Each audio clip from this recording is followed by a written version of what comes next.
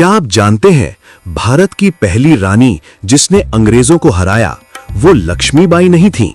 इतिहास अक्सर राजाओं के नाम से लिखा जाता है, लेकिन कुछ रानियां ऐसी होती हैं जो इतिहास को बदल देती हैं। ये कहानी है दक्षिण भारत की उस शेरनी की जिसने अंग्रेजों को उनकी ही भाषा में जवाब दिया, और वो भी उस समय जब भारत गुलामी की जंजीरों में जकड़ा हुआ था। नाम था वेलु नाचियार। 1730 में तमिलनाडु के रामनाथपुरम में जन्मी वेलु नाचियार बचपन से ही साधारण नहीं थी। तलवारबाजी, घुड़सवारी और युद्ध नीति इन सब में माहिर थी। वो कई भाषाएं जानती थी, तमिल, तेलुगु, उर्दू, अंग्रेजी, यानी दुश्मन को समझना और हराना दोनों जानती थी। लेकिन 1772 एक ऐसा साल जिसने उनकी जिंदगी बदल दी। अंग्रेजों ने उनके पति राजा मुत्थु वडुगनाथ पेरिया उड़ैयार को मार डाला और उनका राज्य छीन लिया।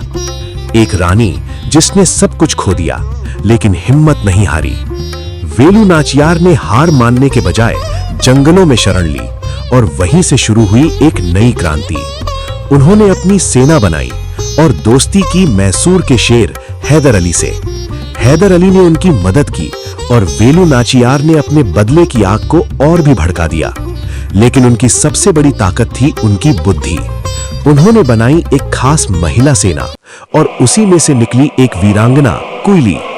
कुइली ने खुद को बलिदान कर अंग्रेजों के गोदाम को उड़ा दिया और यही बना वेलु नाचियार की जीत का रास्ता।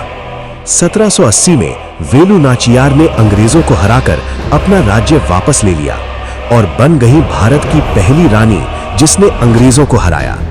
आज हम झांसी की रानी रानी लक्ष्मीबाई को याद करते हैं, लेकिन उससे 80 साल पहले एक और रानी थी जिसने वही कहानी पहले ही लिख दी थी।